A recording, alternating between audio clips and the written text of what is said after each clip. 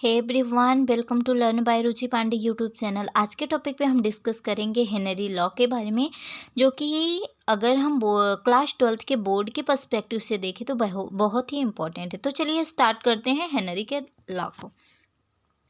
First of all बात करें कि हेनरी का लॉ क्या होता है। यहाँ पे देखिए, आप देख सकते हैं जैसा कि स्थिर ताप पर किसी गैस की द्रव में विलेयता गैस के दाब के समानुपाती होता है। इसका मतलब कि जब भी हेनरी का नियम हम देखेंगे, वहाँ पे टेम्परेचर जो होना चाहिए वह हमारा कैसा होना चाहिए, कांस्टेंट होना चाहिए, तथा गैस की द्रव में विलेयता, यानी कि मान लीजिए कि कोई भी आप कंटेनर में लिक्विड पार्टिकल ले लिए हैं और गैस को उसमें डिसॉल्व करना चाहते हैं, तो जो भी गैस की सॉल्युबिलिटी होगी, सॉल्युबिलिटी का मतलब होता है घुलनशीलता। जो उसकी घुलनशीलता होगी वह गैस के दाब के समानुपाती होती है। यानी कि अगर गैस की सॉल्युबिलिटी, यानी कि गैस के कितनी मात्रा जो भी लिक्विड पार्टिकल लिया गया है उसमें डिसॉल्व हुआ, लिक्विड पार्टिकल जो भी रहेगा ये एज अ एक्ट सॉल्वेंट की तरह बिहेव करेगा। तो यहाँ पे क्या हो गया कि ताप कैसा होना चाहिए, स्थिर होना चाहिए, एंड गैस की जो द्रव में विलेयता होती है उसको हमने रिप्रेजेंट किससे कर दिया है, यम से। यह समानुपाती किसके होगी, दाब की। यानी कि हम एक इक्वेशन अब फॉर्म कर सकते हैं कि यम प्रोपोर्शनल पी।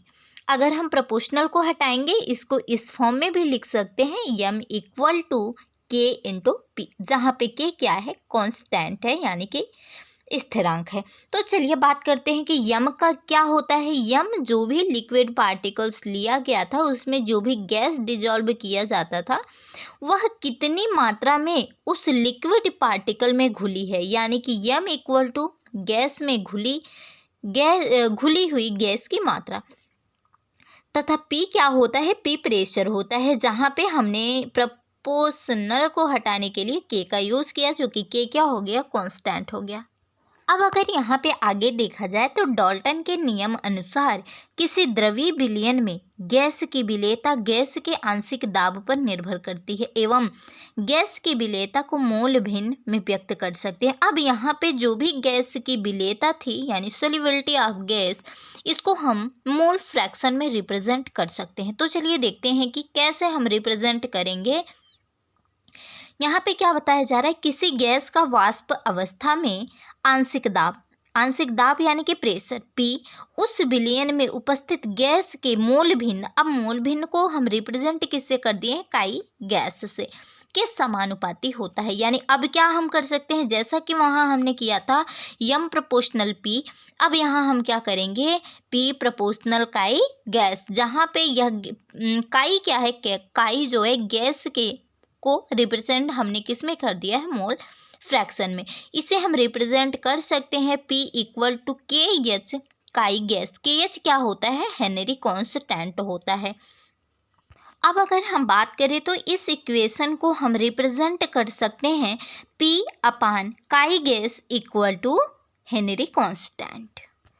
तो चलिए फ्रेंड, अब हम बात करते हैं कि लिमिटेशंस ऑफ हेनरी लॉ के क्या क्या सीमाएं थी। फर्स्ट, कई बार एग्जाम में पूछ दिया गया है। इसकी फर्स्ट सीमाएं हैं कि दाब अधिक ना हो, यानी कि जब भी अगर लिमिटेशंस की बात की जाए तो हेनरी के नियम में दाब अधिक नहीं होना चाहिए, ताप बहुत कम ना हो, ताप को भी मेंटेन रखना होगा, वह न तो बहुत कम होना चाहिए न तो बहुत ज़्यादा। गैस विलायक में बहुत कम विलेय हो, यानी कि जो भी गैस का पार्टिकल होगा जब हम उसे विलायक में डिसॉल्व करेंगे तो उसकी जो विलेयता हो, यानी कि गैस विलायक में बहुत कम विलेय हो, यानी गैस की मात्रा विलायक में बहुत कम घुले। तो आई थिंक कि 3 लिमिटेशन से बहुत है। तो चलिए बात हम आगे करते हैं। अब हम बात करेंगे अनुप्रयोग के बारे में, यानी एप्लीकेशंस ऑफ हेनरी लॉ। यहाँ पे अगर फर्स्ट हम देखेंगे तो अधिक, देखिए जैसा देख रहे होंगे, अधिक ऊंचाई वाले स्थानों पर ऑक्सीजन का आंशिक दाब कम होता है।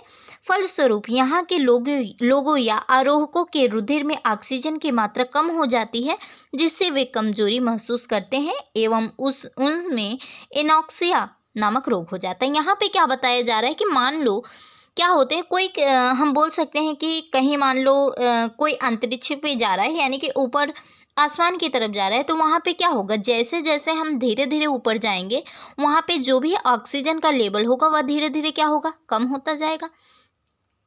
कम होने के कारण जब हमारे ब्लड में क्या होगा, ऑक्सीजन की कमी आ जाएगी, तो हमारे जो भी मॉलिक्यूल होंगे, यानी हर एक सेल को रिक्वायरमेंट किसकी होती है, ऑक्सीजन की। जब वह पूर्ण रूप से ऑक्सीजन को नहीं पाएंगे तो हमारे क्या होगा, हमें एनर्जी अच्छे से नहीं मिलेगी, और यानी कि हमारे फूड का ब्रेकडाउन नहीं होगा। और यहाँ पे क्या होगा कि अगर हमें एनर्जी नहीं मिलेगी तो हम अपने आप को क्या महसूस करेंगे, कमज़ोर महसूस करेंगे। और अगर ऑक्सीजन की कमी से हमें कमज़ोरी महसूस हो रही तो ऐसे रोग को क्या बोलते हैं, एनॉक्सिया रोग बोलते हैं। सेकेंड अनुप्रयोग क्या दिया है, शीतल पेय पदार्थों में सोडा वाटर में कार्बन डाइऑक्साइड की विलेयता बढ़ाने के लिए बोतलों को उच्च दाब पर बंद कर दिया जाता है। जैसे कि जो भी अगर बोल दिए जेडी हो गया एंड तमाम प्रकार के ठंडा होते हैं, अगर इनको हमें क्या हुआ, मान लीजिए पीना हुआ, तो इसको क्या किया जाता है, कंपनी में वहाँ पे कार्बन डाइऑक्साइड की विलेयता को बढ़ाने के लिए जो भी उनके कैप्स होते हैं उनको बहुत ही टाइटली बंद कर दिया जाता है, जिससे कार्बन डाइऑक्साइड की विलेयता ज़्यादा हो सके और जो भी हमारा पीने योग्य पदार्थ होता है वह क्या हो, ठंडा रहे। तो आई थिंक फ्रेंड आपको समझ आ गया होगा। वीडियो पसंद आई तो वीडियो को लाइक, चैनल को सब्सक्राइब, वीडियो को शेयर जरूर करिए। Thank you for watching.